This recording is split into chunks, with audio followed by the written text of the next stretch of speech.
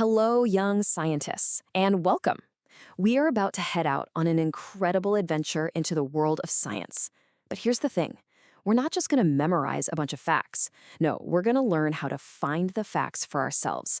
We're going to become scientific investigators. So let's just jump right in with a massive question to get your brain going. What do you think? Are there more grains of sand on our entire planet, or are there more stars up in our galaxy? Go ahead, take a guess. It's questions exactly like this, some big, some small, that are the starting point for every single scientific journey. It all starts when we look at the world and just wonder. Because that's really the heart of it all, isn't it? That little spark of curiosity, those simple questions like, why does that happen? Or how does that work? So consider this your official invitation to join the adventure and become a real scientific investigator. All right, first things first, we need to get you your investigator's toolkit. Now, I'm not talking about fancy microscopes or lab coats just yet. I'm talking about the most powerful tools you have, the ones you carry around in your own mind. So what does it actually mean to be an investigator? Well, it's about taking that curiosity and giving it a superpower.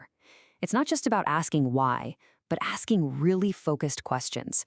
And then, this is the cool part, figuring out how to design simple experiments to find the answers. It's all about using what you see to build real understanding. You know, there's a really great way to think about this whole journey. Let's use two symbols, a root and a kite. Think of the root as being grounded in what's real, the solid facts, the things you can actually see and measure.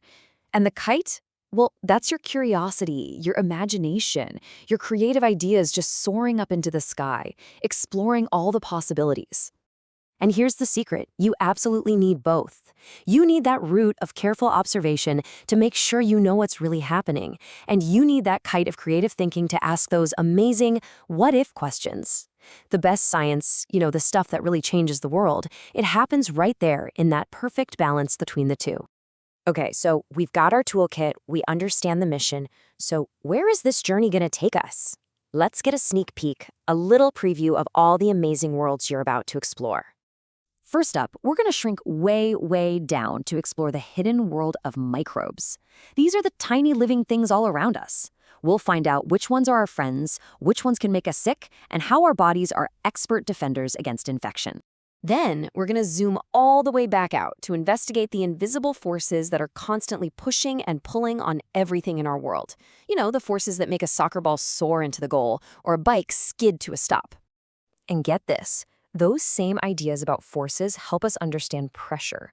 We're going to see how a tiny little difference in air pressure can create a nice, gentle breeze, but a huge difference can unleash the unbelievable power of a cyclone. It's the same science, just on a different scale. We'll also play with light, figuring out how to bend and bounce it using mirrors and lenses. And then we'll turn our eyes to the night sky. We'll chart the phases of the moon and even uncover a little secret. How those predictable cycles actually gave us some of our very first calendars. Pretty cool, right? And finally, we'll bring it all together by exploring the incredible web of life. We'll discover how every single living thing, from the smallest insect to the biggest tree, is connected in a delicate dance that we call an ecosystem.